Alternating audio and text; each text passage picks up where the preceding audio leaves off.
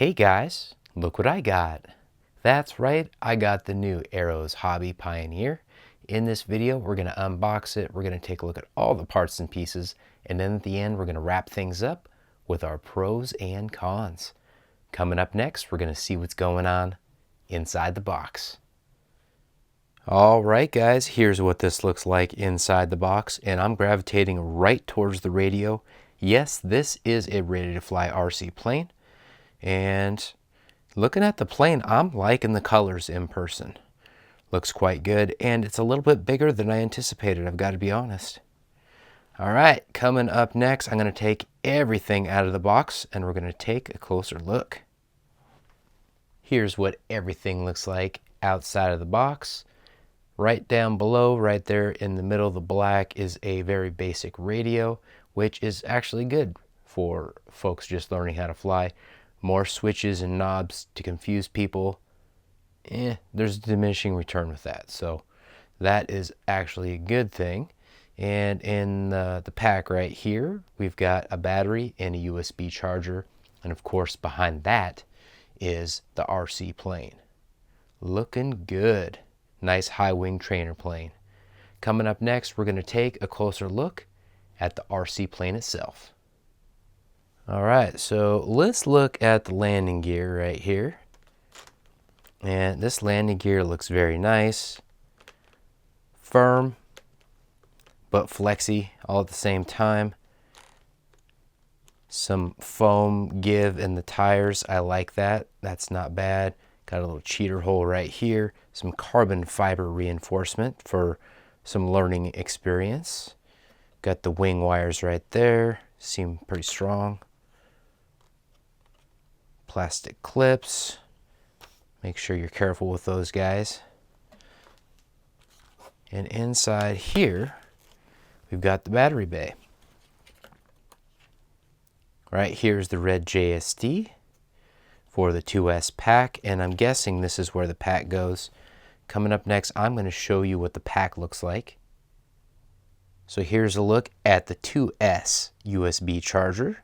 And here's the 2S 350 milliamp hour LiPo pack. Here's the radio, guys, and here's your throttle, so up and down. And for your rudder and your yaw, that is the stick, because this is a 4-channel plane, so it's got elevator, rudder, and ailerons. To do the ailerons, there you go. And elevator is up and down. If you want to go up, pull on that. However, you have to balance that out with your throttle control. So as this is not flight instruction right here, this is literally just an overview. When I go out and fly this, I will give you more detail as far as that goes. And right up here, we've got the different flight modes. This is more the stability, and this is more the dynamic.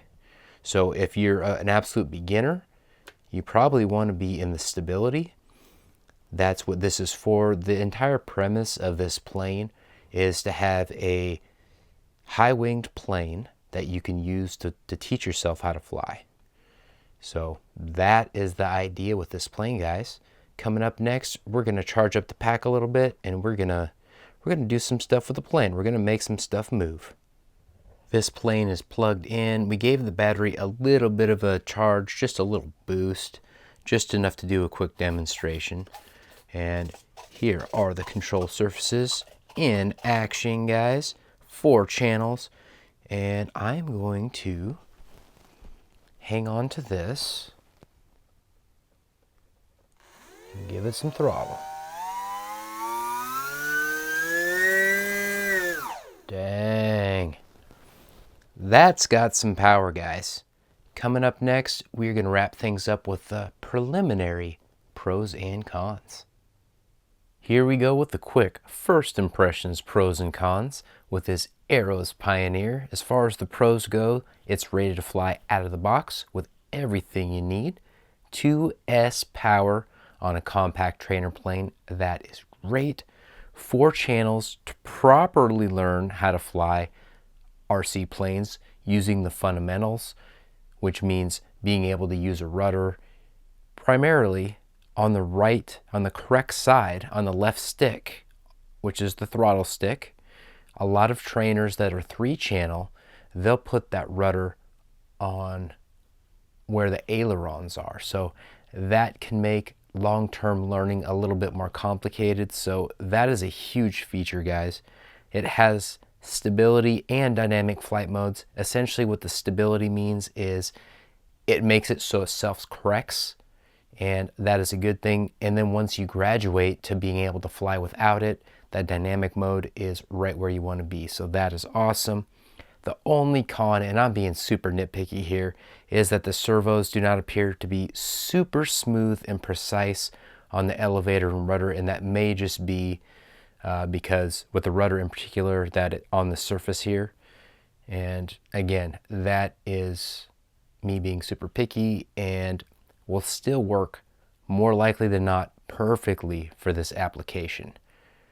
Guys, if you got value out of this video, check the links in the descriptions. Help support the channel. Like, comment, and subscribe.